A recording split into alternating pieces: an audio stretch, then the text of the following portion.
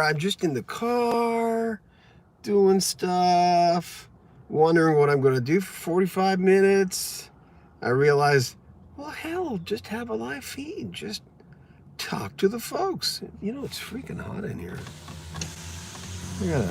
I gotta lock the doors. And so how's everybody doing? We don't have anybody on yet, but I'm gonna say how's it going? What am I doing here? There we go. Yeah, I'm just hanging out, waiting for Shannon. She's in a design meeting. When you buy a house, you go into the design meeting and they tell you what kind of cupboards you want in your house and what color your walls are. I'm not sure which. Hi, John. Hi, Maria Day. How are you? Thank you for joining me. So anyway, Shannon's just in this meeting up kitty corner to this building. Her head office is right there. And yeah, that's what she's doing a what's going to be in your new house meeting. I know it's a really poor John. Wish you're like a dog who's left in the Torto Porco. Yeah, but you know what? I'm okay. How are you? Doing really well. Just like I said, waiting in the car. I should be howling or something because thanks for the Richard Furay interviews. Good stuff. Thank you, Kevin Walsh. Lots more interviews to come. Like on Wednesday, we're interviewing Kenny Loggins and who's the other guy? Jeez. Oh, Mark Farner. I love Mark. He calls me Brother John. I'm pretty sure he calls everybody Brother Pete, Bob, Frank. So we've got that coming up, and the Triumph Boys next week. All three of them. Separate interviews though. As long as you don't have your head hanging from the window, Maria. Yeah. I had to turn off the car because when the car is on, then this thing goes through Shannon's Bluetooth. And I don't understand. I'm like an old guy. The Acura sound system in this SUV, I'm not sure. I understood her last one. She got a little RDX, and then she got a newer one. And I could turn off the Jiminy Thiggity thing. I don't know. Are we having fun today? Shannon says I'm starting to look like a biker. She says, you're starting to look like a biker.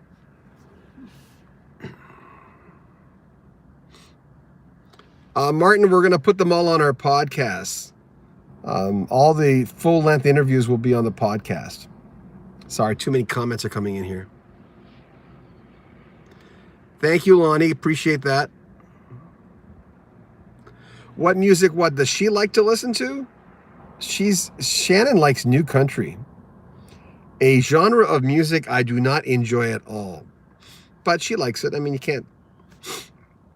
she just doesn't listen to it when I'm in the car because we have this rule. I think you were asking about Shannon. Let me know if you were. We have this rule that we don't play music that the other person like. I mean, there's so much 80s stuff that we both love. So it's easy when we go on a long trip. We have a Spotify soundtrack that we both love, like Richard Marx stuff and Toto and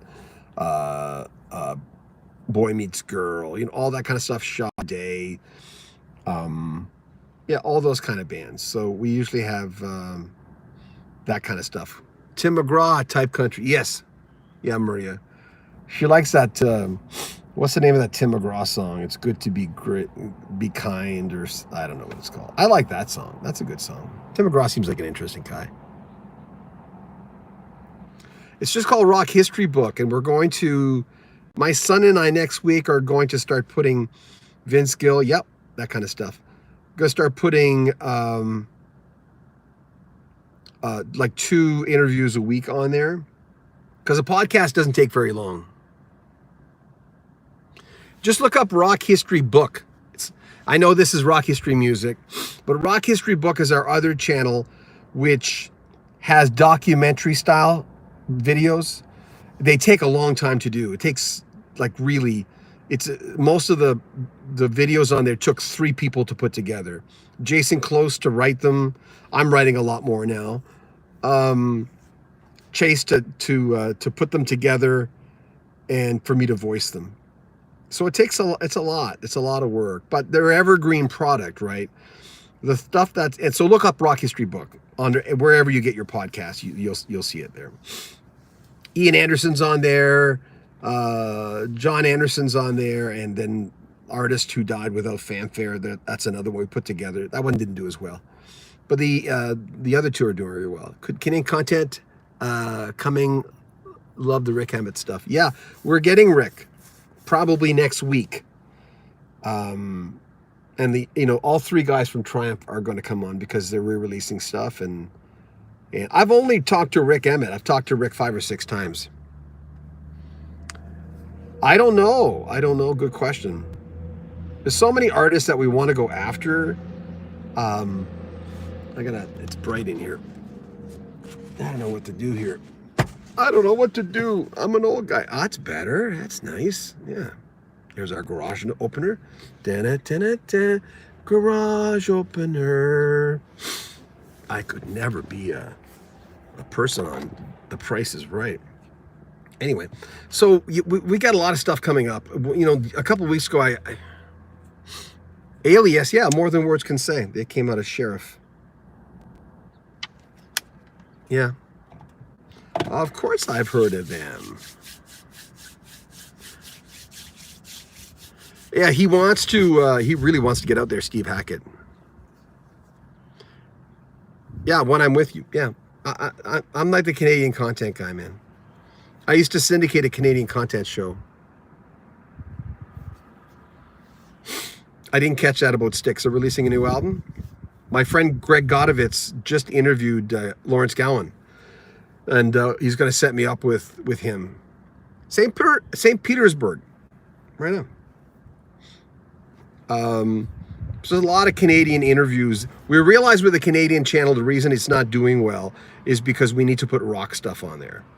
Nothing against Mark Jordan or Maria McLaughlin, who I freaking love. But like, for instance, today we put up 5, and Jason wrote that one, Jason Close. We can do that again. Well, what's yours? Do you have one? Anyone can, if anyone wants to reference any of the other videos, like what's your best and worst celebrity encounter, everyone seems to like that one because everyone can relate to it. And it touches people too, because you get to know people sometimes just on a bad day. Yeah, the Guess Who will get in the Hall of Fame, for sure. Like, for sure. It's just a question of when. They should be more courteous of people who could be, thank you for the super chat, Tortoro Porco. Buy more advertising. Yeah, we really need to. God. I'm from Winnipeg. Oh, they're running a campaign. They'll get in. I've tried getting a hold of Burton Cummings, but that he never gets back to us, even through his management. I don't know who that was, but I tried. So it's going to have to be someone who knows Burton. I mean, I interviewed Randy Bachman. Speaking of Burton Cummings, guess who? Bachman Turner Overdrive. Bachman Turner Overdrive. I said Bachman for so many years, and then Randy said his own name in the interview. He wasn't doing a third person thing. He was just saying someone had said this to him. And he mentioned his own name out loud, and I went, oh God, I've been saying it wrong all these years. That sounds like what? Oh, Burton, yeah. Well, Burton can be Burton. It's okay. I'd like to talk to him, though. I know a lot about his music, and I've followed him through the years. I almost got an interview with him when I was syndicating the Cross Canada Report. Are Luke and Steve? I don't think so. I don't know. I didn't ask him. We did that interview. The whole Luke interview is done and cut up, but they don't want me to release it until the album's released, the live album. They did that with the solo albums as well. I'm going to circle back and get Joel Williams again. Yeah, Crazy Prague 19. I agree with you. It's nice to see them going out there. I mean, it's sad to see Phil in the condition he's in. But if Phil wants to sing and people are willing to pay for it, I don't think I mean, I'd go. I'd go. I don't think I'd pay $500 to go, though. Oh, that's why I'm doing this. The sun's on my freaking... I'm twitching or something. I don't know what I'm doing. It's bright out here. But I'm glad Genesis is doing what Genesis is doing. Good for them. Oh, Maria. Cool. Yeah, when we were doing the celebrity thing, Eric Clapton didn't fare well. Oh, Toro Porco, you got tickets to see Genesis. Good for you, man. Good for you. 500 is a lot, Teddy. I agree. It's a lot of money for. I don't think I've ever paid $500 to see a show, and I'm not interested. I'm still Shannon has an autoimmune disease, pernicious anemia, and if Shannon gets COVID, she'll probably die. I hate to put it that way, but her whenever she gets a really bad cold, she gets pneumonia every time. So, well, the last 2 times. So, it's scary for us.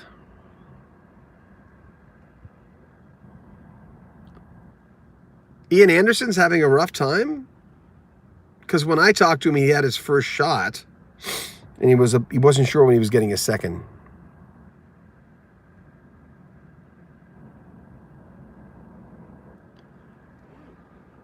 Oh, 240 each for Genesis?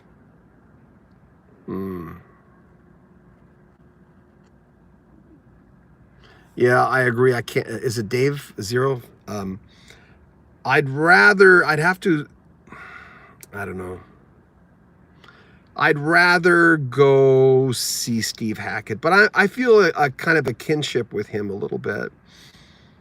It's nice to do an interview with someone, and I think it's been 5 times now, and he says, "Hey, John, you're looking well," and I'm going, Steve Hackett knows who I am. I don't really have those feelings too much when I do interviews because I do so many of them, but Steve Hackett means a little extra to me than other artists. So when Steve says, "Hey, John, you're looking well," Paul Carrick interview, yeah. Speaking of great interviews, Paul Carrick was just a really nice guy. And I want to mention that the LRB interview series wasn't supposed to be that long. I mean, it's really long, and that's too long for a series. Nothing against the Little River Band. I freaking love them. That's why I interviewed the 3 main guys, but that was a long time. So, classic.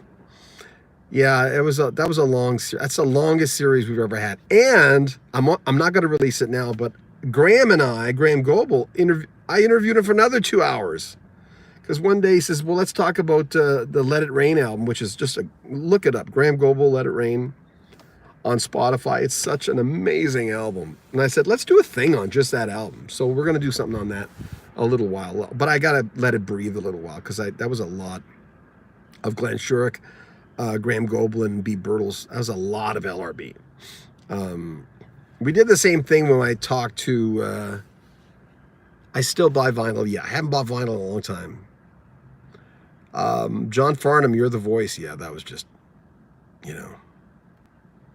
Age of Reason after the next album. To me, that album has, in general, got to me more. I love that album. Prague album, Selling England by the Pound, I would think. Yeah. Yes, Fragile, Close to the Edge. Yes. Lamb Lies Down on Broadway. I Like Abacab with Phil. Yeah, there's a lot. UK, Danger Money. Sorry, I can't see the usernames in this light. So I always like to honor you guys and mention your usernames, but in the light that's reflecting off my phone. Teddy, I tried to get Richard Page to do an interview, but the publicist at the time says he'll only do UK, yeah. He'll only do written interviews. I'm going, well, that doesn't help me on a YouTube channel. It doesn't help me at all. So, yeah. Someone was asking me the other day how long I plan on doing this, because it's a lot of work. I mean, lately with Rock History Book, that documentary style channel we've got, check it out if you haven't seen it. I mean, some of those videos are getting 400,000 views. They're doing really well, but they're a lot of work. There's a lot of work. I'm not on screen, sometimes at the beginning, at the end. And Rock History Book was always meant to be that. It's based on sort of the book that I wanted to write, that I'm still working on loosely, though. and just encounters in rock and roll and rock history. It started as a 60-second radio show that my friend Steve Burgess used to host. The entire history of rock and roll in 60 seconds. That was our motto. And many stations across the country bought it. And then after a while, it was just too much work to keep up. We went, oh my God, we're going to have to redo this. Every year it changes. Every year, more people have died, more albums are released. I'm going, this is never ending. It'll drive me, and I, it's like an albatross around our necks. We went, we don't know if we can do this. As a book, it works, but check out Rock History Book. I'm really proud of the work my son and I and Jason Close, who was a head writer. He still might write for us, but Big Train. I got a little surprise coming up for you about that. I interviewed Andy Kim on the Canadian channel, yes. Go into Rock History Canada, and there's, I think, about 8 parts. One part's on this channel, Rock Me Gently, when he talks about that, and the Archies, and when he changed his name to Baron Longfellow in the 80s.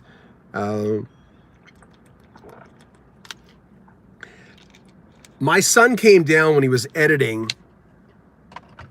the video, and he said, man, Andy Kim's a deep guy. Andy Kim's a cool guy. So that's a 17-year-old coming down, and he says, man, you guys really click. But more than that, you didn't talk about the chemistry, because you're always looking for chemistry with an artist, because you get a better interview if you have chemistry with an artist, right?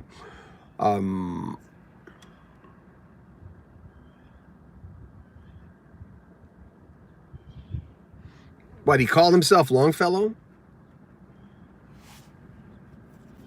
Reminds me of a Neil Diamond song.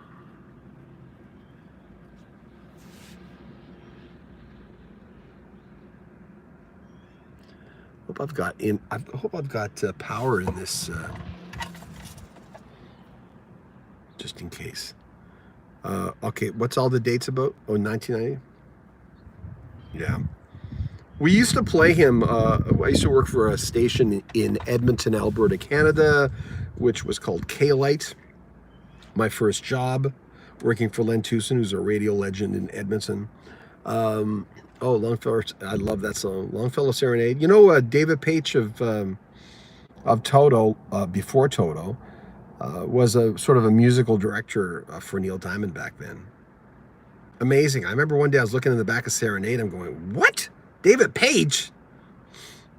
And I told him that. I emailed him because I've got his email, and I just said, hey man, let's do an interview. And he says, not right now, but let's get around to it. So he's starting to do interviews a little bit. And for the live album, it would be advantageous for him to do that, because he's the musical director of Toto, by the way.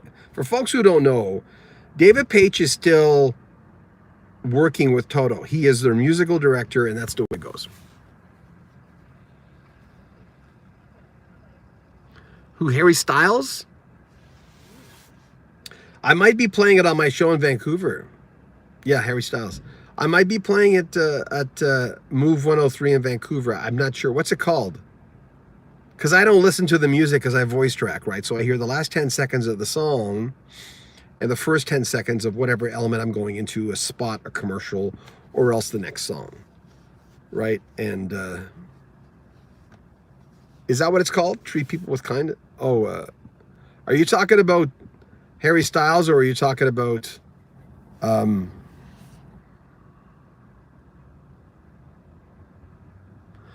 of long? Okay, why don't you send me a little note?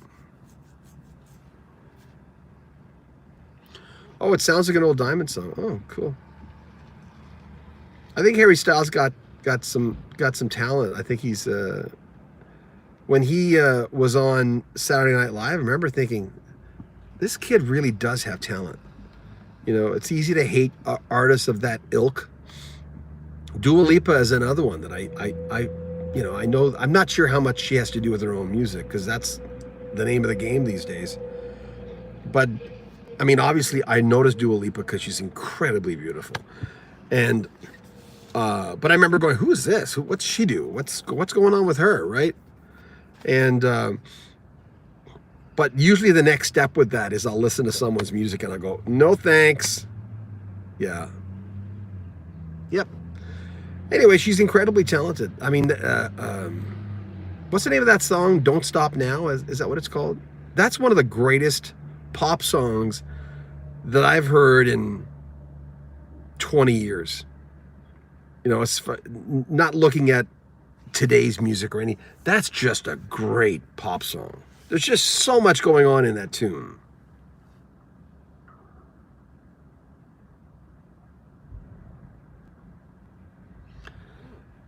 I'd have to check that out. Run Around Sue. Yeah, I remember that song. Don't Start Now. Yeah, Don't Start Now. That's it. Man, that's a great song.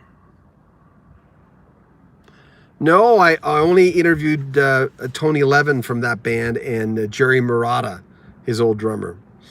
I've said this before, but I interviewed Tony Levin right after 9/11. He said at the time his wife was near downtown New York or something. I'd have to go back. I just found the interview the other day. And the biggest thing, and I've said this before, is I said, when's Gabriel going to go out and tour again or record? He says, oh, touring we'll probably do. Recording, that we might never get another album. So, like, again, that was the last time I talked to Tony was, it's the only time I ever talked to Tony, I think. Sometimes I forget. Great guy, nice guy. Maria, because I don't think enough people want it.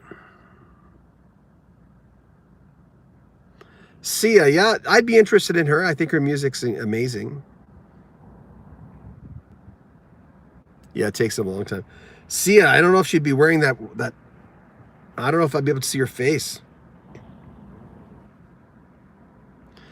Yeah, Andrew Gold. I interviewed Andrew a few years before he died. But the whole interview's got a big phone hum thing. Backstreet Boys are working on a Christmas record. That's cool. Good for them. They're my favorite boy band of the last whatever years, you know?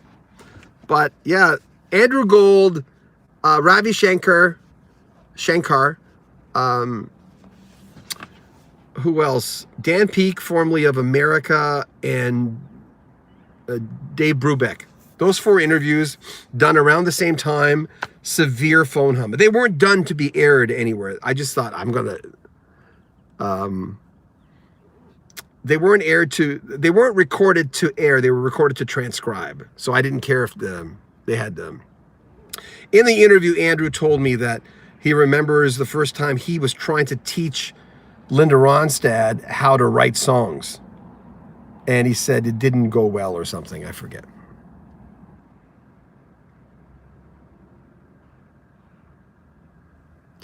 Derek St. Holmes, I don't know who that is. Should I know who that is? Little Rock, Arkansas. Black Oak, Arkansas. Yeah, my wife's been saying you look like a biker, and I've never really had a real motorcycle. I had a scooter when I was a kid. My Uncle Chester died. He left it to us. Oh, Orlando, Florida. He sang for Ted Nugent. Oh, I didn't know. I don't think about Ted Nugent very much. I think Ted Nugent's a pretty good musician, that's for sure. I think he's just a little crazy, you know. I think he's a little out there, a little kooky, but you get kooky people from both sides of this. Oh, okay. Uncle Chester. Yeah, there's so many great things that we used to listen to. There's so many great musicians. But what I'm doing now is, and you guys are in the same category. Don't tell me you're not, because no one has the time. That you can go back and on Spotify or some streaming service, because it's expensive.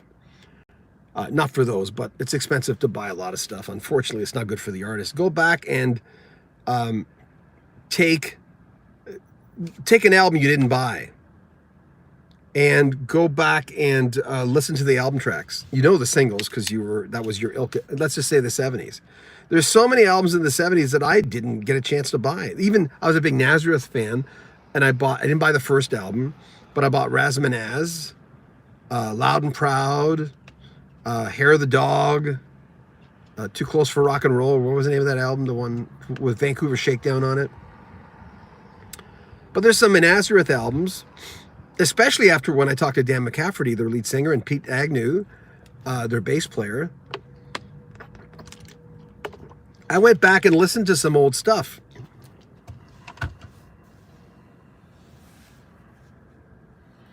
You know, the Whitesnake stuff that, obviously with Tawny Katane dying, that's a band. I never bought Whitesnake. Never ever bought any of their stuff. That crotch rock thing, and that's what I call the crotch rock. I didn't pen that. That it didn't really like there's a bunch of bands in the 80s I just didn't buy. James, you changed your mind, whatever you were saying there. There's a lot of bands, so I just decided I'm going, this, it sounds too much like other stuff. Even the Aerosmith stuff back then, I stopped buying that. Def Leppard, I've never bought a Def Leppard record. That's what it should have been the title of this. I should have made the title of this video. We'll do it next time. Yeah, sorry, I can't see your username. I don't know why this is so dark. It's coming up so dark. I can barely see I can barely see the screen. I hope I don't have to plug in. I'm going to start the car and plug in because I might be low on power. I don't know. You guys are going to have to let me know if you can still hear me because sound pretty crazy for a 61-year-old man, don't I? What the hell? I'm a little kooky. I can't see any of your comments because the screen's too dark. I don't know why that is. So let's plug it in. Let's plug in this sucker. Okay. Let's start. Now you guys let me know if you still hear me.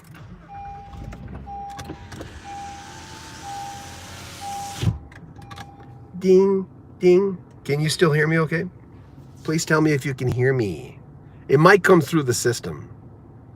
It might go through the system. We've got XM. You can still hear me okay? I hope it doesn't go through. Oh my God. Oh yeah, everyone's saying yes. I was going, why? There's so many.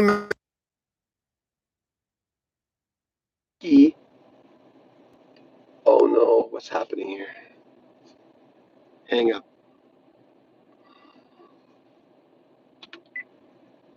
I hope you're still there. I don't know what's going on. I don't know why it's doing that. Can you hear me? Just cut off? Okay. Okay, hold on. It's not helping anyway, so I'm going to turn it off. It's not helping. Can't see the freaking screen. I'm like an old guy. Where's the technology? Can you hear me now? How about that? Okay, I have to bring this down and have the breeze come through. I used to work for a station in this city called The Breeze, and I have this great big fiberglass sign in my basement, which I think cost at least $500 to build, and it's got The Breeze 1035 on it. I hear y'all. Holy moly, we're getting a lot of comments on here. I don't know why the screen's so dark. Can you feel me now? I never lost you. Okay. Well, what happened, I think, once it decided, what happened, it realized it was on going through the car, and it was acting as if a call was going through the car. You guys ever go through that? I don't know. Then I tried to erase it. Yeah, it was a long story. Who cares? I don't even know why I'm mentioning it. Doesn't matter. Hope Shannon's meeting's going well. My God, the screen is so dark. I can barely see that. That happened to me once when we were doing a remote outside. Tommy, can you hear me? That's a good one. That's funny. Oh. So last night, someone had said during one of my live broadcasts, they said, John, you don't look good. Are you okay? You got circles around your eyes. I'm going, I'm perfectly fine. Why? I feel really good. But now and then you'll get that. And it's weird if it's someone who watches you all the time, Tommy, you know, the Who? Tommy, can you hear me? When someone watches you all the time, they'll see you one day. Sometimes it's bad lighting too. Plus I'm 61, you know? I love it when, can you see my gray? I love it when people say you dye your hair. I don't dye my hair. I say this, I know in the last few videos, I'm going, first of all, why would it piss you off if I dye my hair? Like who cares? But I don't, and obviously I don't dye this anymore. Plus it was burning my skin. I don't dye it anymore because it was burning my skin and like literally I'm going, God, what's in this stuff? 61 isn't old. I can't see your name. Oh, Osama, yeah. Well, I hope not. I don't feel old. Sometimes I do, but mostly not.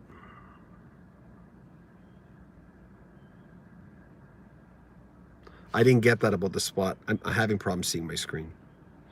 So I don't know if I'm being charged or if I'm charging. I can't tell. 61 years young. Thank you. Is it Rhonda? I'm having problems seeing the usernames. I've earned every wrinkle. Maria, there you go. Well, I remember when I was in my mid-30s, I met Shannon when I was 37 and she was 26. And I'd stopped. I did the typical thing of dating women who were too young for me for a little bit. I mean, they were all women. They weren't underage, but because I divorced when I was 26 or 27, I don't know. Keith Richards is old. Yeah, well put. And then I stopped doing that. I thought, what am I doing? I'm typical male dating women who are too young. And what does that say about me? And then I stopped doing it and everything was good. And then I decided I didn't want to date for a while. Then I met Shannon. That's what happens, right? From Australia. Is it Simon? I can't see. The usernames are a little lighter when it comes up. And I usually can read all the comments because I usually have my iPad. It's Chase's old iPad, my son. And I can scroll. If I miss some comments, I can scroll down. It is bright. That's why I'm squinting. So maybe that's why the screen's.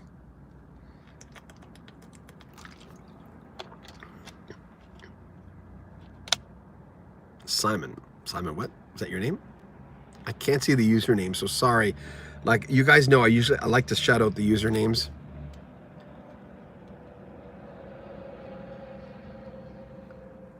Jim, I just saw as part of that. The best decade for me was my I don't know the teens and when I was in my 20s as far as music. Because remember, and you guys can all relate to this, remember when we used to walk into a record store and be excited? What are we going to find? We didn't have the internet back then, so a lot of the times you'd be pleasantly surprised by a comment. I can't see that comment, I'm sorry. Is it Ronnie Wood? What about him? So back then we'd walk into a record store and we were all crazy. We'd go, oh, what are we going to find? Every week there's something new.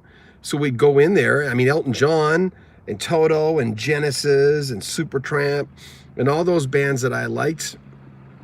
I loved Neil Diamond back then. John Denver, well, not as much. But there was a long list of people that I just loved. I remember walking in a record store when I seen an Eric Carmen album and going, wow, Tower Records used to be the second home. Yeah. Yeah, I understand. I get that, but we don't have that. I walk into a record store now and I haven't been in one for a while. I don't get excited anymore. I really don't. I get excited when I do an interview. I get that kind of vibe when I'm finally talking. Like Kenny Loggins, I'm looking forward to that one on Wednesday. I've never talked to Kenny Loggins. I worked hard to get that interview. Took a little while, but our channel does well enough, so we start getting bigger interviews. Kelly's Records. Oh yeah, Mark. Love Kelly's. Bought my Akai turntable there and my Akai cassette deck. There's a Tesla. That's a nice Tesla. So anyway, I don't feel that. See, the sun is in a cloud now. Now I can see the screen really well. That's what it is. This is too bright.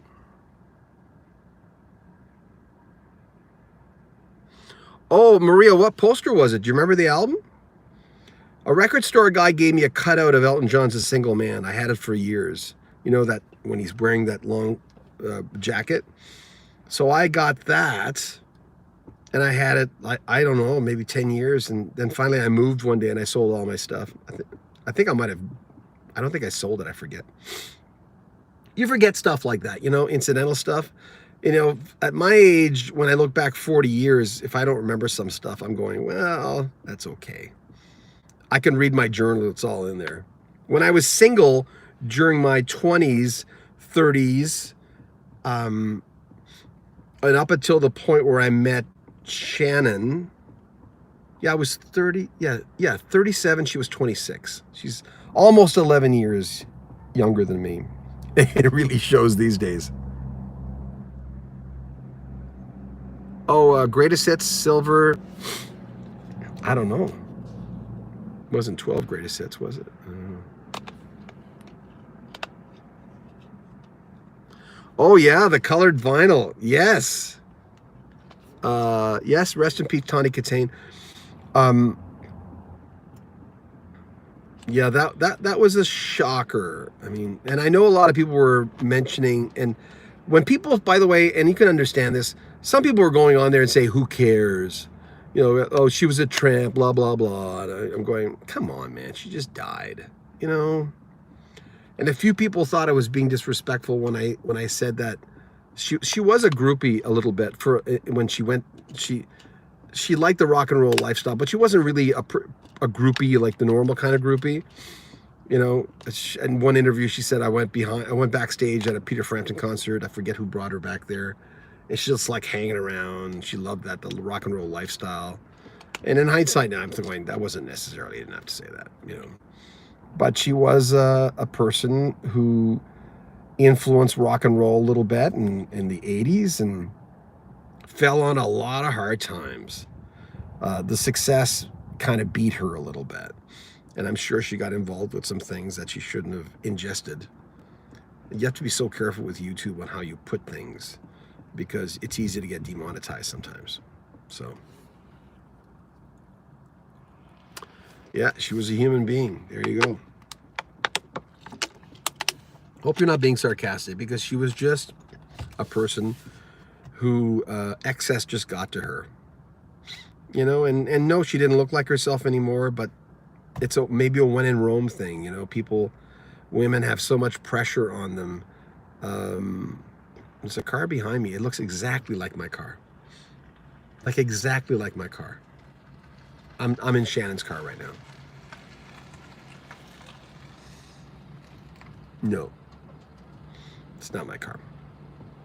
It's a higher series than mine. But not at all. Okay, no problem. But I noticed that some of the comments when people die are some of the harshest comments. I'm lucky. I don't get a lot of bad comments on YouTube. I'm lucky. And I can say the same thing for my broadcasting career. If they've hated me in silence. So YouTube, you know, I'm never going to mute my comments like some of the posters might do. You know, it's a nice car. I think it's a 5 Series BMW. Same color as mine, though. Anyway, yeah, some of the most harsh comments, and the fastest way to get blocked on my channel is to say something outrageous to someone. And, you know, I don't have to block people very often, because you block them, that's another person who's on your channel that you're going to lose. But I'll take the chance sometimes if someone's like that, you know. Marillion, what about Marillion? I don't really know that much about the band. Yeah, I can't see your names. I can't see your username. Yeah, Amy Winehouse. The usernames come out a little lighter than the actual comments.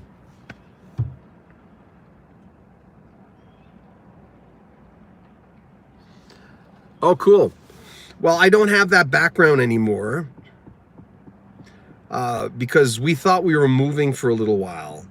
And so I started taking down my entire wall, the big wall with the albums in the back. Oh, now it says I got to turn on the car. As I'm dude. Oh, what if I turn it off?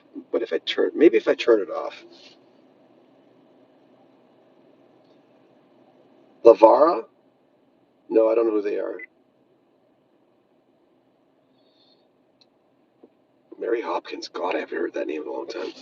How do I turn this off? Can you guys still hear me? Let me know if you can still hear me. I'm going to get like 10 yeses in a row or 10 no's in a row. I can't see that comment, sorry. Something about Merlion. For whatever reason, it's like sometimes with, yes, thank you. Sometimes it's a question of if your friends were into bands. Thank you, everyone. I appreciate that. And if they weren't into the band, then you don't get into them or whatever. But I should go back. I should go back and check them out.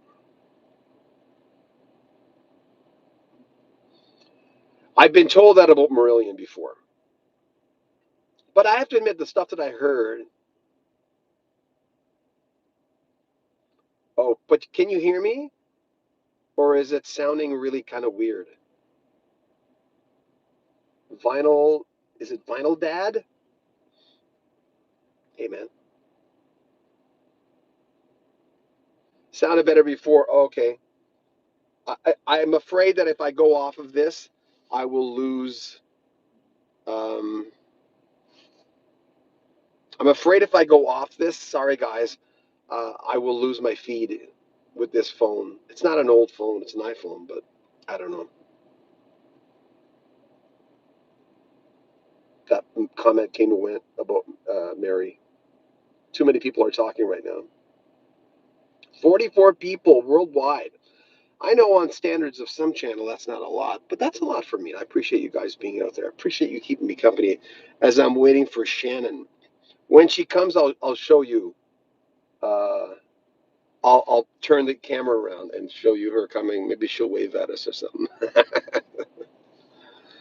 Shannon's the hardest working person I've ever known. For her, it never stops. I can't see what it said before England. Sorry, I can't see the usernames at all. Hit the like button. I saw that. Thank you. I didn't realize. Here's a YouTuber. I've been doing this how long? UK here 11:40. Oh wow. Well, thank you for hanging out with us. Someone said a while ago I need to trim. I know I have to shave tonight. When I do my green screen stuff, I'll do a whole bunch of them in a row, like a lot of them in a row. I'll do intros and extras for a whole bunch of different people, and Chase puts them together. Oh, you're watching from Canada. Have you subscribed to Rock History Canada or other channel? We're putting together Mike Reno of Loverboy right now, a whole interview series with Mike Reno, where he talks about getting Loverboy together, working with Moxie before that, when his name was Mike Ranowski. But if there are Canadians on here, I'm not going to ask our American fans. I mean, the majority of the people who watch rock history music are American, and I love you guys. Thank you so much. And then folks from all over Europe. The smallest amount of listeners we have on this channel, Rock History Music, is Moxie. Yeah, riding high. Our Canadians, the smallest amount. So I always go, well, we have, and I don't want to present. There's way too many comments coming in here. I can't read all those. I can't read that. It's too bright in here. That's why. The Rock History Canada is for bands that are Canadian that the U.S. people might not know about or Europeans might not know about. The Loverboy stuff, I already put some of it on Rock History Music, and now I'm going to transfer it to Rock History Canada, even though, of course, Loverboy was huge outside of Canada. So, yeah, we're huge. just said that. Anyway, I met the lover boy when they were doing, I think it was 79, they were doing a picnic for 630 Ched in Edmonton. Got their autographs. Got rid of most of the autographs from back then. But because we put the Loverboy stuff, see, Loverboy, for instance, is such a big band, we usually don't put them on Rock History Canada because they're so well known outside. But Rock History Canada needs a boost. That channel is sucking big time. It'll get there, but so any Canadians, or it doesn't matter where you're from, please subscribe to that channel, and I'll know if you have. No, just oh, that was threatening. John Beaudin's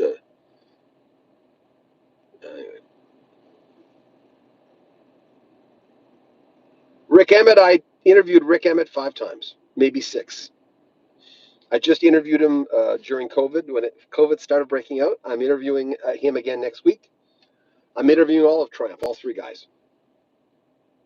Stick with it; it'll catch on. They always do. The channels do. I think I was lucky when I started this channel. I might not be doing this now if, and believe it or not, it sounds sad, if people hadn't died at that time. Because back then an obituary would usually, if you do it right, if you don't do it right, you'll get 1,000 hits for an obituary. And I wasn't even thinking that. I'm going, oh, it's an honor that you do someone's obituary. It's my duty to do that. Hi from Connecticut. Hey, man. Thanks for joining us. So I would do these obituaries, not thinking they'd get a lot of hits. See, now the sun's behind a cloud. I can see you guys perfectly. So I started doing obituaries and going, wow, these things get a lot of hits if you do them right. It's better to be a little late, even though you're losing hits by the minute. John, have you check out the Montreal band, The Damn Truth? No, I haven't yet. Are you the person who told me to do that before? I'll have to go back. Yeah, the Rexa. Yeah, we play those. We play all the Canadians that have been mentioned. A lot of the Canadians that have been mentioned at the station I work at. Thank you. I appreciate that. Well, the obits are a little faster now because I do them live. Because one day I realized, oh, I'm a radio announcer. I can go on live. Oh, gee, I can do that. Because, I used to be live on the radio. I've been taped on radio more than I've been live. Because when I met Shannon, I was voice tracked back then in 97. And I'm still at that radio station. Yeah, it's crazy. And I went on to be program director at other stations while I was still at that station for another company. That would never happen now. Never. I was morning guy, afternoon drive, then program director, music director. Oh God, I did everything on that. I've tried for Corey Hart. I almost had him maybe a year and a half ago. Tom Brislin. I just saw him when Kansas did that show, those 2 shows. By the way, Amanda Marshall I just interviewed Christopher Ward, who co-wrote Black Velvet for a lady he used to date. And I think you guys know who that is, Alana Miles. And I said, because he co-wrote a song on her first album, at least 1 or 2. And I said, where's Alana Miles? Like, whatever happened to Alana Miles? Most versatile. You could put Alana Miles in so many different types of stations. He says, I don't know. I think it's a personal thing where I think she ran into some trouble or something. I don't know. She was working on an album as of 2019. She had said. Well, Peter Ham, we've got a few people. We got a few people talking about Badfinger in a thing coming up. Yes, Kansas played last night, and I think the night before, wasn't it?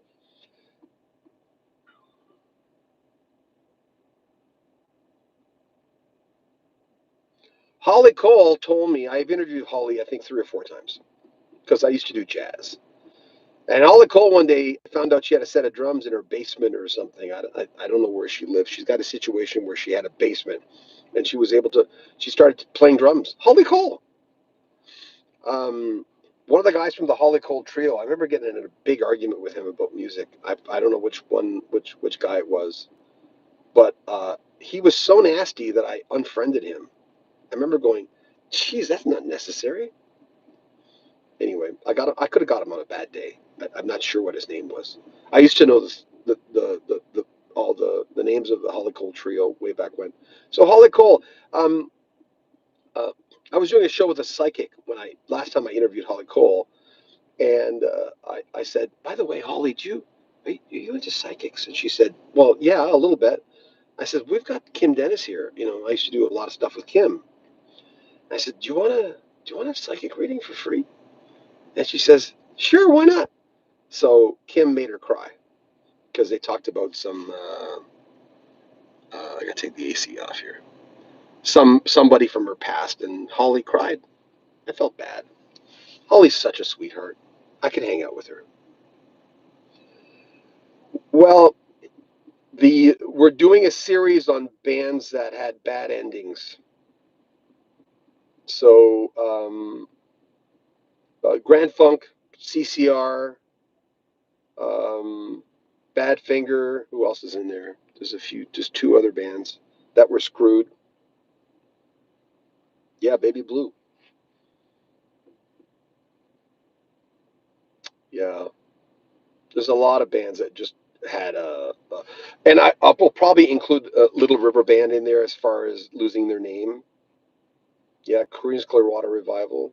So how can I have a low battery when I'm plugged in? That's weird.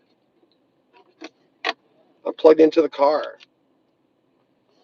Am I not plugged in right? Let me see. Let me see.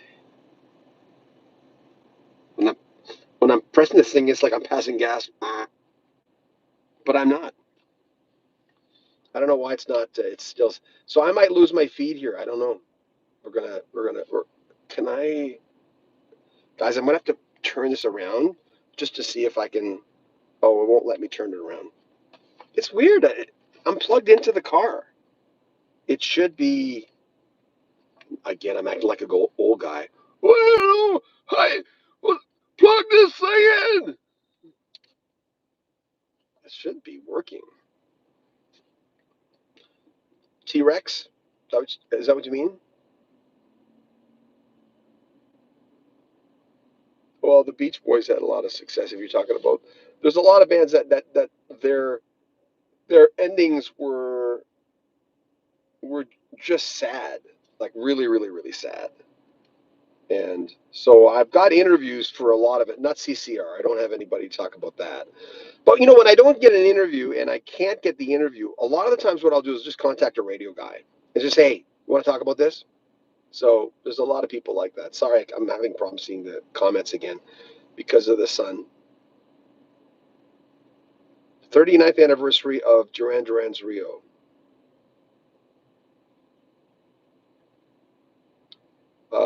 With what, Rick Emmett? Yeah. I just found my old Rick Emmett interviews as well. The Rick Emmett interview is pretty long. I think it was over an hour. But I've known Rick for quite a few years. It's always nice when you I said this a while ago, when you interview someone and they go, John, holy moly, I haven't talked to you in like 10 years, which is what Rick said. Um, but I used to do jazz, so I used to cover him when he was doing jazz, and I was co-chair of the Canadian Smooth Jazz Awards, and until I just gave up on smooth jazz. You get these great artists that should be playing better music. Most of them were good, though, the people I played. Tiny Tim, yeah. I'm doing a segment on Tiny Tim. Artists who died on stage. That's the most clickbaity thing I've ever done in my life. We've got a series that's coming out. I was just working on it this afternoon on Rock History Book. So Tiny Tim's in part 2. No, I've never tried to interview Wolfman Jack. It never occurred to me back then. But I remember, I've said this story before, so anyone who heard it, I used to work at this classic station. I still work for the company who owns them. 14 Seafront in Vancouver. They're like known as a great, great station. So I got a chance to work on the air there for a few years. And one Saturday night, I was doing the Saturday Night Gold show, playing a lot of music from the 70s, the 50s, and the 60s. And someone was knocking on the door in the back of the building. They just tore down the building a few months ago. We're at a downtown location now in Vancouver, downtown Vancouver.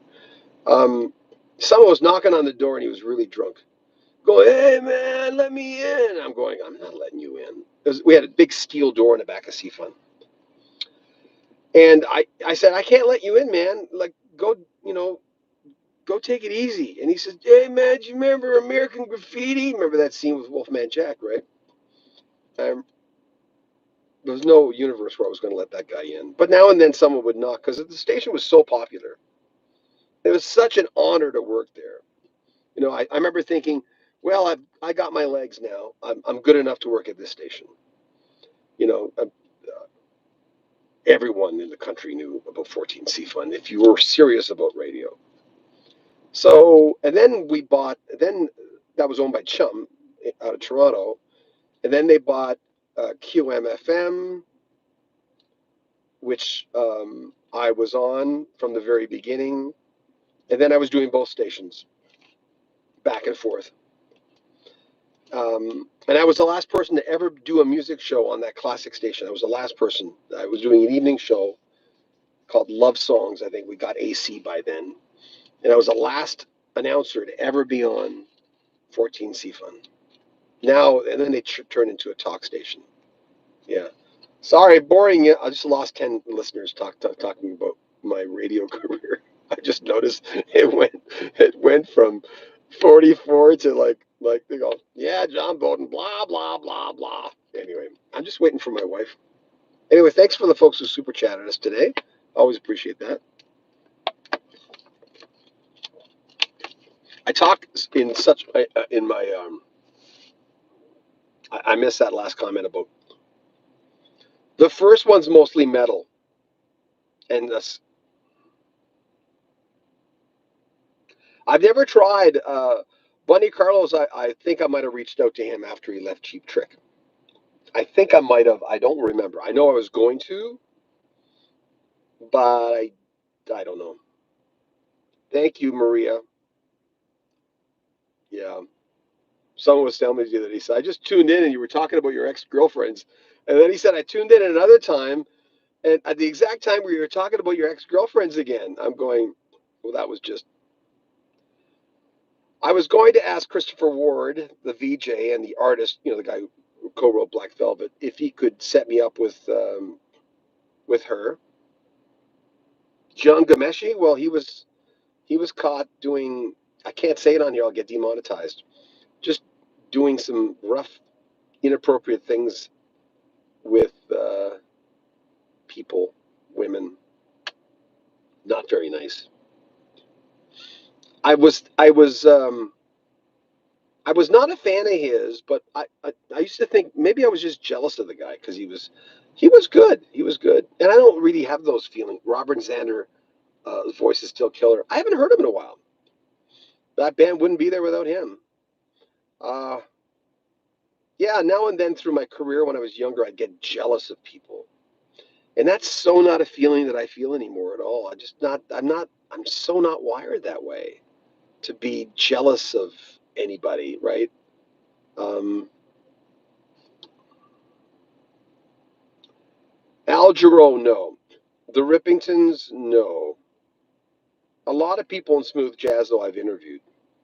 And being co-chair of the Canadian Smooth Jazz Awards, I met a lot of people.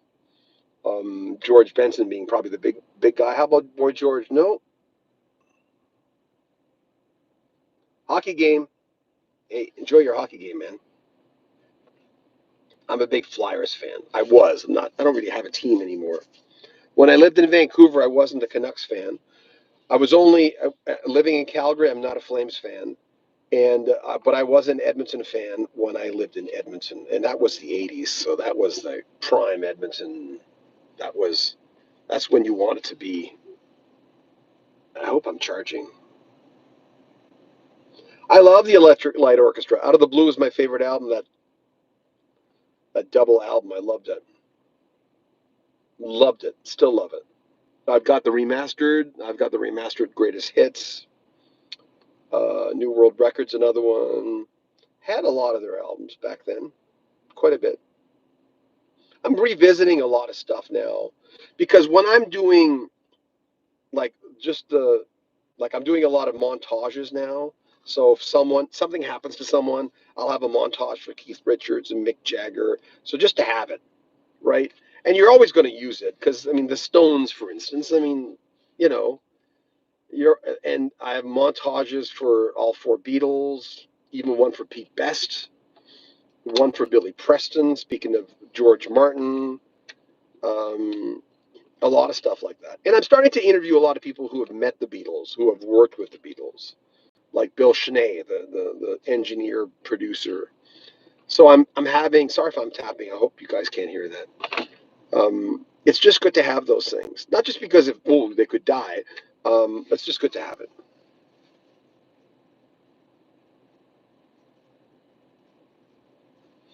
I don't know if which one's time. I don't know if well, I don't know it because I can't place it, but I'd give up on bands after a while. What about the Eagles? I interviewed Randy Meisner and Bernie Ledden and a few people and Glenn Fry's brother Alan and Jack Tempchin who wrote with Glenn Fry. Oh, hold on tight. Yeah, yeah, I know. Yeah, of course, of course.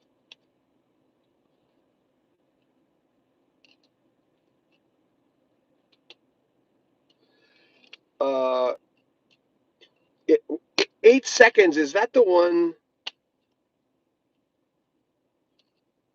Oh no, it's Cats Can Fly. That's the band I interviewed. I interviewed a guy from Cats Can Fly in Canada at my hotel room. I remember feeling really weird about it. He says, "Well," I said, "Can I come down there?" He says, "Well, I'm actually downtown," and because I was going to go to his place to interview the guy, I was syndicating the Cross Canada Report back then, pretty big syndicated show I had. And he said, "Well, I'm downtown, and your hotel's downtown, so let me come to your room." I'm going, "Okay." So he came, and he was a nice guy. I think he was the keyboardist of Cats Can Fly. I forget his name. And at the time, I was trying to get Burton Cummings because I thought, well, you got to give me Burton Cummings. I'm syndicating like one of the biggest rock shows in the country for Canadian music. Couldn't get him. I called his manager. I said, "Well, my flight's leaving at 1. Could we interview him at?" I'm making this up. I'm paraphrasing. I'm just guessing what happened. Something like it goes like he laughs at me. Frozen Ghost. Yes, I love Frozen Ghost.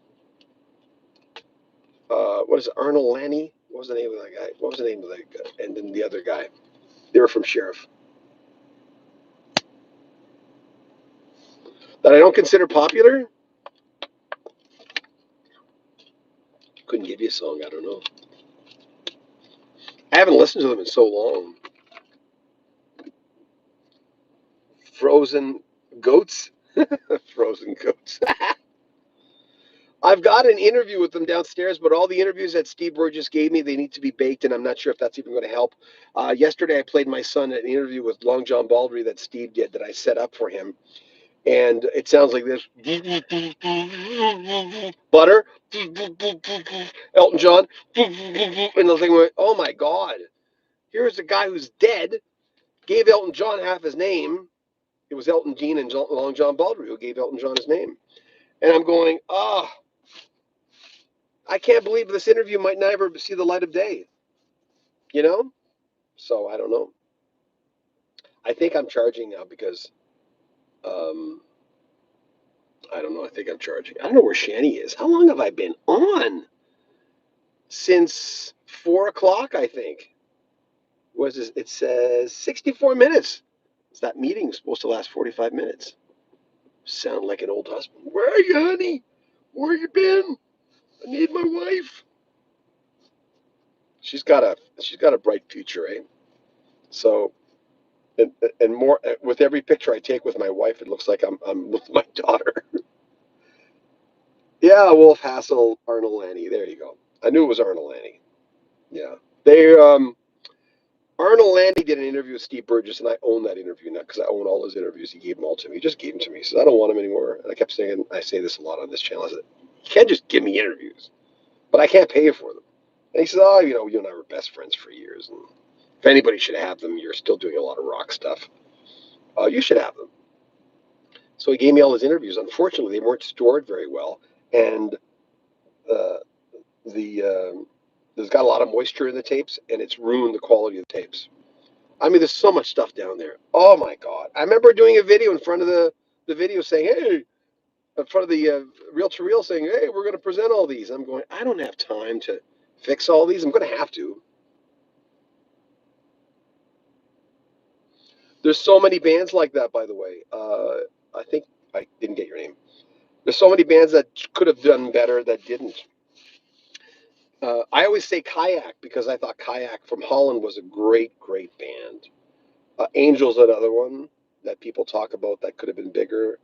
Um, oh, Audience. Gus Dudgeon produced one of their albums. The problem is their lead singer sang really loud, and he had a weird voice, but I love the band. In management for who?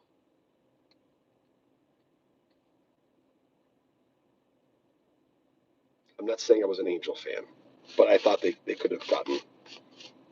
They just needed better direction. Badfinger, yeah, that's one. But I talked to the guys in the Zombies, uh, Colin and Rod, and they left. They left music. Oh, I don't know. I don't know. I didn't know he was Rush's manager. They left music for a while, and Colin was working at an insurance store. What about Chilliwack? I just found my yes, Colin Blunstone and Rod Argent. I just found my two Steve Burgess Chilliwack albums, and those sound good. But they were digitized maybe 10 years ago. Sorry, I should say the last name. Yes, Colin Blunstone. And anyway, he was working. I said to Colin Blunstone, I said, okay, like, so you're Colin Blunstone of the Zombies and you're working in this insurance place? And didn't people come up to you and say, aren't you that guy? He says, now and then. But he says, basically, they ran a tight ship. So no, people left me alone. John Helliwell of Supertramp said that. He lives in England. And I said, don't people come up to you and say, because you have a distinctive look, and you were the master of ceremonies in Supertramp. Then people come up to you and say, aren't you that guy? He says, no, not too much. These people leave me alone. So, and people like that. And if you come up to them, you come up to a rock and roll star. If you act normal with them, then they'll act normal with you. But if you go, oh my God, I love you so much, you're the best, oh my God. They just had that so much. And some guys still like it.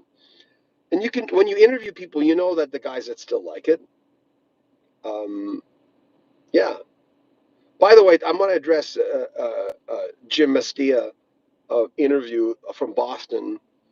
That's a 4-part series. And Jim's pretty controversial in it. And I wasn't sure if I wanted to release it.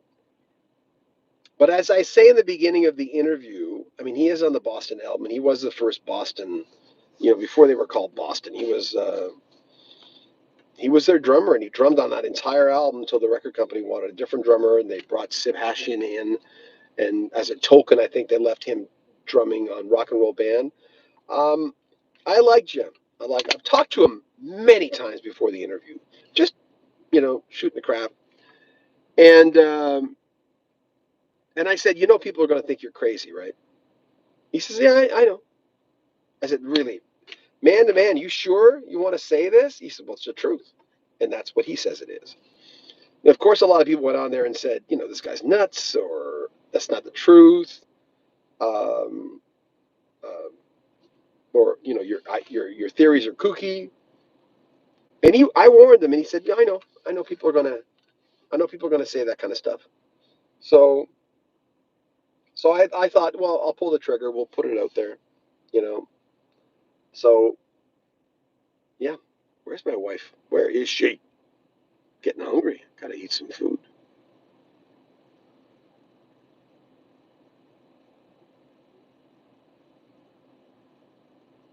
Yeah, I've heard. I didn't get the I didn't get the last of that. Love and Spoonful, yeah, I used to play them all the time on the 14C Fund. Well, I don't know if he's not a good guy. I don't know.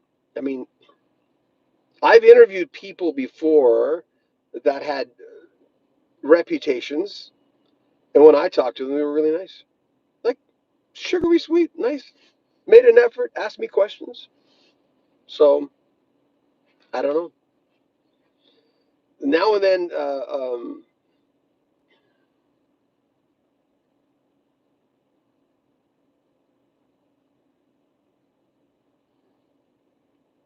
gone, gone, gone. She's been gone so long. She's been gone, gone, gone so long. I hope they don't demonetize my video because of that. I interviewed Bill myself once for a fairly long article that I was putting together on musicians from the West Coast, from Vancouver, but more or less the Lower Mainland, that whole area. And I interviewed Bill and a lot of local people. John Bottomley, I think John passed away a few years ago. Um, I think it was John. Is it John Bottomley that died? Committed suicide. But I just found that out, by the way. Like, if it is him, just like a month ago, he was such a pleasant, beautiful man to talk to. You met him? I'd love to interview Tom Scholes. I'd like to have like 3 hours with Tom Scholes just to talk to him. And I don't really pick sides. I try not to. Sometimes it's impossible not to. When I do interviews, and going, I ask you a question, you give me an answer, and then I'll warn the artist, like Jim. I say Mastia on the interview, but I asked him later. He says, say it the Italian way, Jim Mastia. Um, and that's a question you ask everyone anyway, right? So, yeah, it is what it is. He said those things, and like I said, don't blame me. Sometimes you have to preface things and say, okay, I asked him the questions.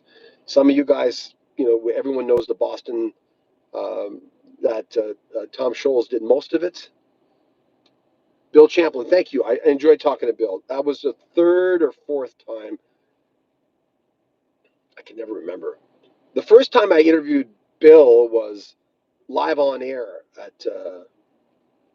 um, and he was really nice. But he said some nasty things about the Beach Boys. I remember I was so surprised by that live on the air and going. I forget what he said. And last time I talked to him, I had a chance to talk to him for over an hour. And he said, "Yeah, that's probably me. I probably said that." I said, "Well, I don't know what you said, but I remember a few callers called after he left and said, 'How dare you say that about the Beach Boys?'" But I don't think it was about Mike Love. He gets most of the flack. I don't know who. I think it was just the Beach Boys in general. So there you go. I've never interviewed anyone from Kiss. I've never gone after anyone from Kiss. I think that Gene would be probably the best person, the most interesting. Yeah. Yes, he does. Yeah, he does. Brian does say stuff about the Beach Boys. Well, it's not really the Beach Boys. And I know I defend some bands of going, I'd rather have some semblance of a band than none. I reached out to Fran Cosmo a month or two ago. And he said, I'd love to do an interview, but wait till I finish some stuff. Because he checked out my channel. He says, oh, where are you from? And I told him. And he says, let me check out your channel. He obviously saw Barry on there, Barry Goudreau. And he said, John, I'd love to do an interview, but wait till I think it'd be better if I have some stuff that I want to promote. And I went, no problem. I thought when Fran and Brad were on the stage together, it was the best combination. Oh, sorry, I missed that last comment. Is there a chance of what?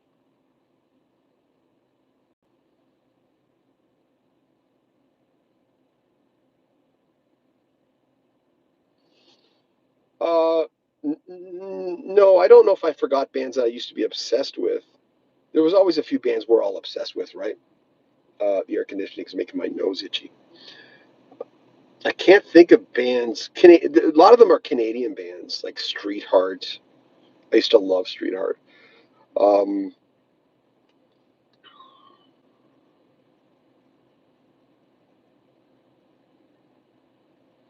Well, I wouldn't go. I've never paid for an interview, but Gene would be the most.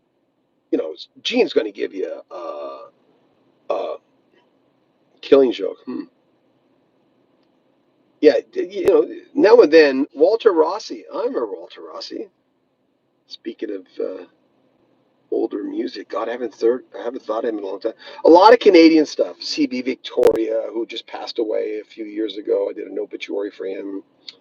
They used to say the guy who sounds like Elton John more than Elton John does. That's what they used to say about CB Victoria. I was going to interview him. I was going to track him down. The reason I didn't, I thought I'm really busy, and always two sides of Gene. Gene Simmons, by the way, folks. This is crazy. I've been waiting here forever. $40 for saying his name out loud. Someone says something about Gowan. I'm going to track him down. He doesn't live too far away from Greg Godovitz. I don't want to sneeze. I'm starting to get cold.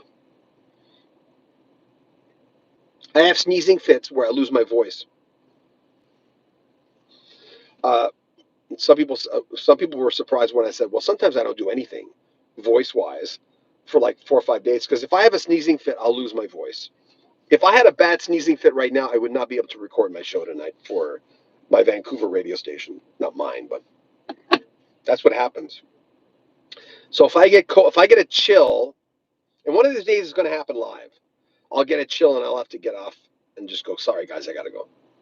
And it'll be violent, and I'm actually I'm losing oxygen.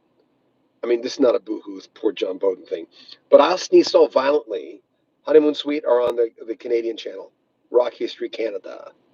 Check them out.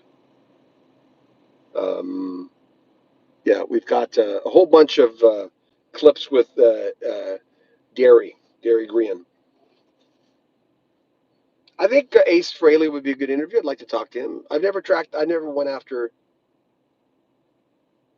We've got 2 interviews with Larry Lawrence Gowan back when he was a solo artist long before he joined Styx. Yeah, Mike Reno, I've got to get those up in the next few days. There's someone with a bike. That's not Shannon because she's wearing high heels and a dress. Are you talking about Lawrence? I thought both Lawrence Gowan. Well, I never met Lawrence Gowan. Uh, Mike Reno was just a great guy. Everyone's asking, not everyone. Now and then I'll get someone say, "How about Saga?" I don't know how about them. Wasn't any of that album I bought? Was it On the Loose? What's it called? Starbucks. Yeah, I love that. I love that album. I was getting out of my. No, I tried for Aldo Nova, by the way, and he said, "Well, where are you from? What's your channel?" I sent him a link. I never heard back. So, and that's okay. You can't take those things personally because they get busy. They get a lot of interviews, and then you got to follow through. And Shannon's going to start doing a lot of the getting a hold of people for interviews thing. Is it Worlds Apart? Okay. The Shuffle Demons, Spadina Bus. Yeah, Spadina Bus. Well, I like that whole album. I know it's very poppy. It's very almost bubblegummy. Well, no, I don't think that the way about Aldo Nova, but he had a new album, and I thought, well, I should interview him. I should have followed through. Someone had told me, well, he's very religious. I'm going, I talk to religious people all the time. Everyone thinks I'm religious. I'm not religious at all. I'm not a Christian. But I love talking to people about their faith, and I respect that. So I always say I'm more of a meditating Buddhist kind of guy. And remember the story I told before of going, I was told when I interviewed George Benson, don't ask him about being a JW, a Jehovah's Witness, till the end. You'll have him for another half hour or something. I hope Shannon left you snacks. No, she didn't. There's nothing here. There's nothing in this car. Hey, Ruben Kincaid, how you doing, man? Namaste. Yeah, there you go. I used to go to the Buddhist Center in Vancouver. It's in a loft, if anyone by chance wouldn't. Maybe it's not there now, but it used to be in this beautiful loft in, I think, East Van. I haven't lived in Vancouver since 2002. And it was great. One day they had a Rinpoche come in, like one of their leader guys, and um, and we do Medicine Buddha. We did Medicine Buddha. And another weekend we did, what's the other thing we did? Which is a lot of meditating, hard on your back, but I like Buddhism. Less less dogma stuff, but dogma works for some people. They just, whatever makes you feel more connected to whatever brought us here. I'm interviewing Carl Palmer, speaking of ELP, in about a month. That I'm looking forward to. Really looking forward to it. Last man standing for that band. And I'm glad he's still celebrating their music. Yeah, we have the freedom to choose. That's the thing. Well put. I've met so many. I've met as much disgruntled Christians as I've met beautiful Christians. But you can say that about any faith, right? People who are unhappy or they don't practice what they preach. Every religion has that. You know. Yes, Carl Palmer, the dude who I knew. It's nice when you because the ELP book is coming up. It's nice when you contact someone and the publisher, and they'll say, "Oh, we'll send you to the publicist of on the musical side," and it's someone you know. Hey, John, you want? Oh, no problem. I'll get it for you. Kenny Loggins was like that, and I said, "What about Kenny Loggins, man? Any chance of talking to him? Love to talk to Kenny Loggins," and I got him. So whatever gets you through through your life, whatever gets you through the night, baby.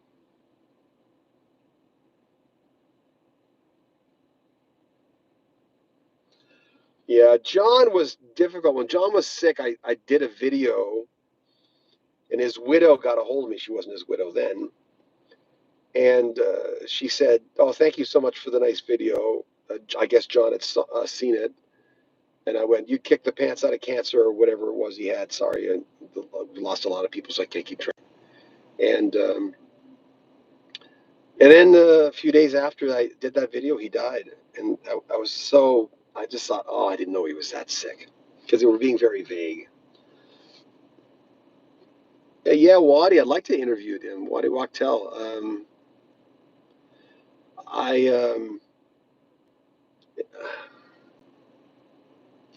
that whole kind of like Lee Sklar, Danny Korch, what do they call him? Cooch. One of these days I'll get those guys. I'm starting to drift a little bit. Can you tell? Yeah, I wasn't a big Asia fan or a King Crimson fan for that matter, even though I found King Crimson to be really interesting, listening to them. But I was a big UK fan, and I loved his vocals on the UK albums. I mean, don't get me wrong, I bought the first Asia album, maybe the second. You can't go anywhere without hearing Heat of the Moment. I'm starting to get tired. I wonder where my wife is. Anyway, so I'm gonna have to bow out here soon. It's 5:20. We're gonna be driving in crazy big city traffic. Bob Welch. Yeah, I bought that album. I was happy to see some members of Fleetwood Mac on there. Helping them out. They have that extended family of Fleetwood Mac, right? Um, I guess there's a podcast that just came out with Lindsey Buckingham. U2, I don't know. They'd have to hand it to me. I'm such not a U2 fan. I know it's not about what I like, but U2 bands of that caliber, um, never had a chance to. The Edge or Bono would love to, really. 90 minutes. Oh my God. No, I wouldn't mind, and I wouldn't talk politics with Bono. I try to stay away from talking about politics with anybody. I was going to ask Richie Furay how he gets along with Neil Young, considering their political, one's far right, one's far left. I was going to ask that, but then I got sidetracked. Excuse me, I'm sorry. Started to get tired. I woke up at 5 in the morning. Ugh. So now it's 5:22 in the evening here. We're on Mountain Time here. I think. Uh, I hope whoever told me it was 11:30, 45 minutes ago in the UK. I hope you're sleeping.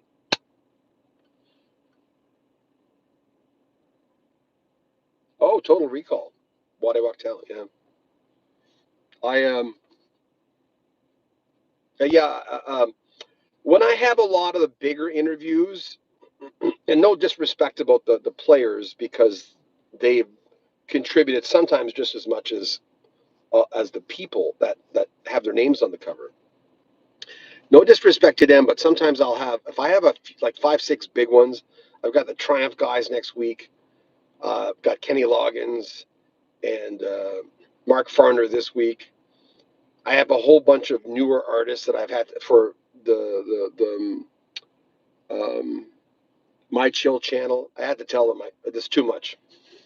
So those are the people that get, and then and with Waddy or Lee does really well. Lee's channel is bigger than mine now. Leland Sklar, but God, I'm sorry. I'm gonna have to hang it up here. I need to have a chocolate bar or something. No, I'm not diabetic. Um, yeah, I have to space them out a little bit.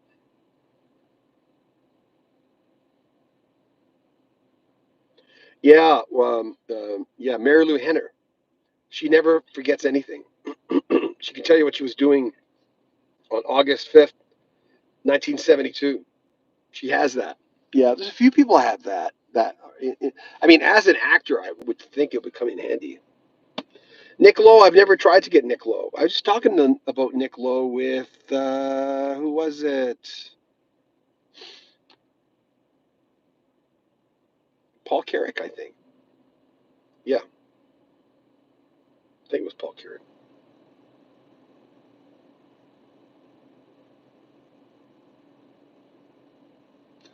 I didn't get that. Chainsaw what?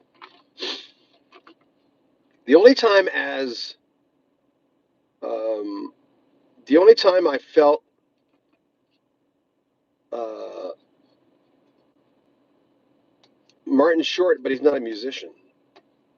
I don't know if I have the credibility to get. Yeah, I'd like to start interviewing actors for the Nail Sheet channel, but it's just so much work to.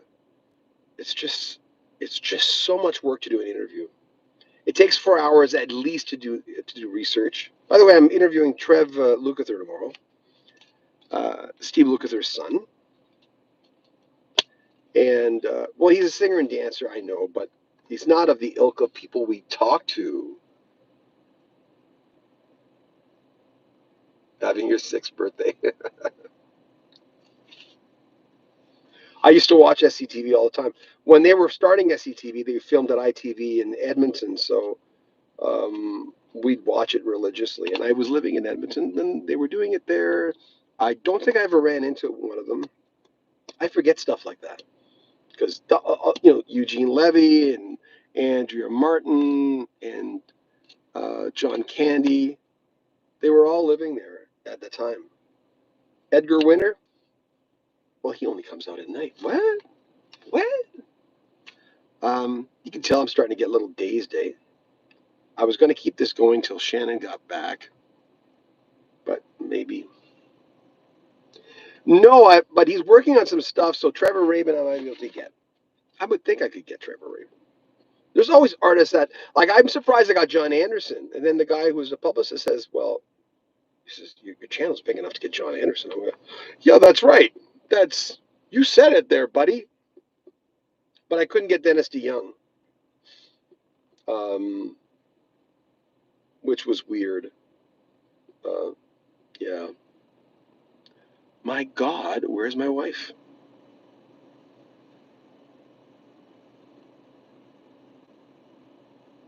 I don't know. She's in the other building over there, hanging out, doing stuff. Oh, John Candy, that one hurt. That one hurt. When that happened, it was, oh.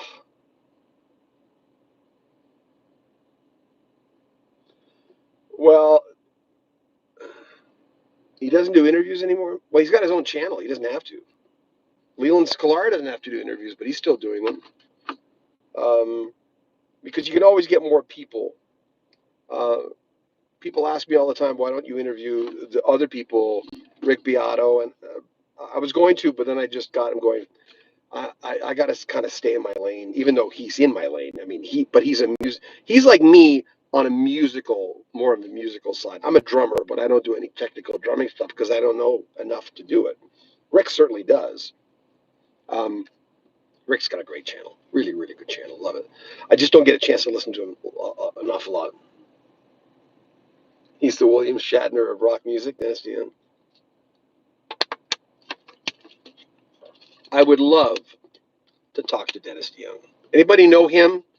Can you please tell him John Beaudin at iCloud.com would love to chat with you. He's a good guy. He likes to take walks on the beach. Sometimes he eats too many chips, potato chips, but he means well, that John Beaudin. Can you tell him that? When I start ranting a little bit, I always notice people leaving. They'll start leaving. When I talked about radio, I swear, like I said a while ago, I lost 10 people. Like, boing, they're gone. 528, we're going to be so stuck in major. This is a capital city in the, it's not a capital city. This Edmonton's a capital city. But this city here has a lot of what I meant was head offices. So this city, at least when I got here in 2002, would start earlier than most cities would on a regular basis, like open offices and stuff like that. Or even our morning show used to start at 5:30 to talk to the people who get up really, really early. Jeff Skunk Baxter, man, that guy's got a brain. I was talking to Bill Schnee. We were talking about Steely Dan and stuff, and he's just like a scientist guy. Like he's got a mind like you wouldn't believe. I'd like to talk. I'd like to talk to Tyron Porter. Speaking of the Doobies, because of course Jeff Skunk Baxter played for both. I'd like to talk to their bass player, Tyron Porter. I wonder, he retired a few years ago.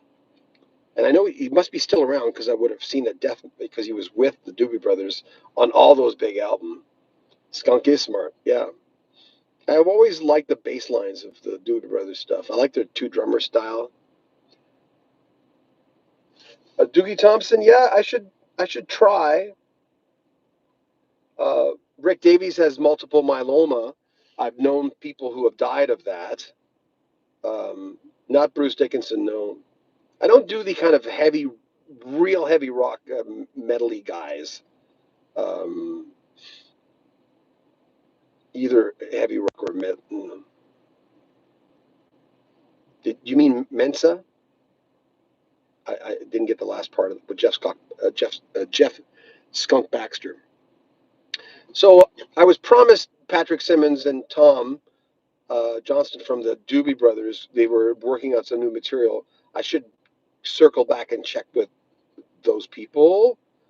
There's a lot of people releasing new music. Usually you can get the classic rock people if they're releasing new music. Because they need you and I need them. Everyone's happy, right? So I'm going to have to bow out here because I don't know where Shani is. Because this is like, she's half an hour over.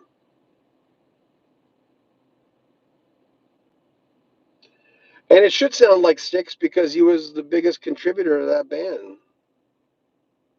Missile expert, thank you. That's what it is. That's crazy. Jeff Skunk Baxter.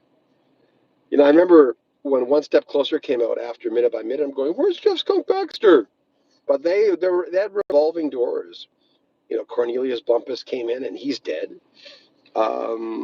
I liked his contributions, and there's another person that played with both. Where is my wife?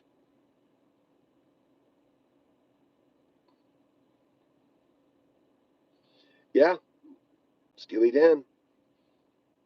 I'd like to get Michael McDonald. I have tried a few albums ago. I tried, and see you, Lucinda. Oh, yeah. You never know when you're gonna get someone. And someone had told me the other day. He says, "You think you'll ever interview someone and someone die while you're interviewing them?" I'm going, what? What?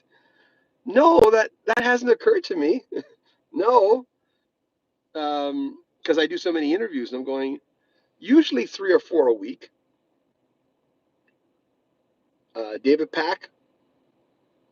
Yeah, I should interview David Pack. I met David years ago at the Jazz Awards when he was doing solo stuff and Smooth Jazz was playing his music. He looked at me like I was strange. He was just coming in to pick up some food or something. I think he had just come in from LA. And I said, "Hey, John Beaudin, I'm the co-chair of the Canadian Smooth Jazz Awards." And I don't know what it is. Maybe it was like he just kind of looked at me and says, "Hey, man, how you doing?" And he went, picked up his food, and went upstairs or at the hotel. So I remember going, "Well, that was weird," but he wasn't being rude or anything. I think he was just tired. And in this industry, you got to allow people to be like that sometimes because you don't know what's going on with him. You don't know if he didn't get off the phone with someone and got some bad news, or he just didn't feel like talking. Didn't have to. He certainly wasn't rude. He just seemed that way. Oh yeah, Deep Purple. I should go back to Deep Purple and listen to a lot more stuff. There's a weird celebrity encounter I had. I don't know if any of you guys know Marc Antoine, the French guy. He's married to a beauty queen. She's a friend of mine actually on Facebook. Um, Marc Antoine's one of my favorite artists that I ever played when I took the detour into smooth jazz. And again, I was the co-chair of the Canadian Smooth Jazz Awards, and we were all leaving the venue. I'm not sure what the context was. I think we were leaving the dinner. Um, I think we sat with Peter White and then Greg Adams and Greg's wife, Andrea. Greg from Tower of Power. And we're all in the shuttle bus. Mark Hasselback was there. He's an artist from Vancouver.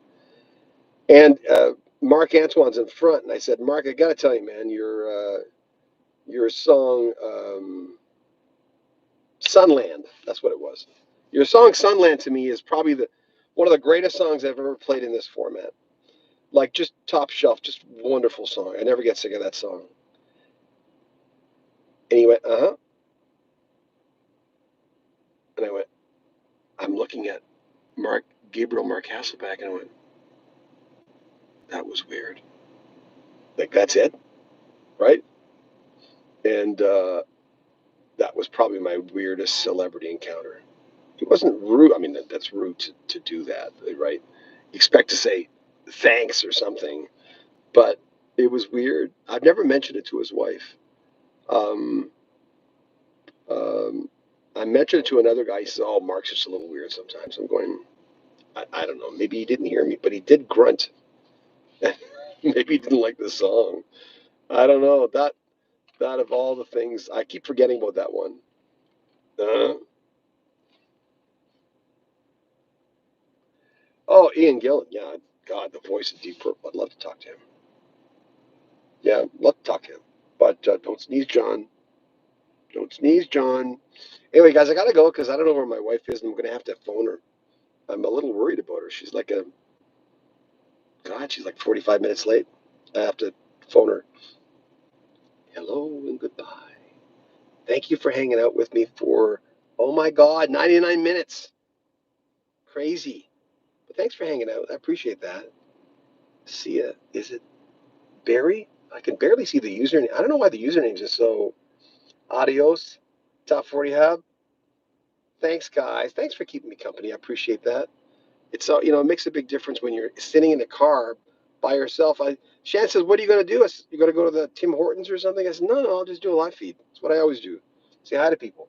Because sometimes when I'm home, I just work on videos, you know, where we're doing that video on Rock History Book. Check out Rock History Book and Rock History Canada. Those two channels, putting a lot of work into those channels right now. Rock History Book's doing really well. Rock History Canada, not so much, but there's an interview every single day. Bye, guys. Maria, take care of yourself. Take care, everybody. See ya.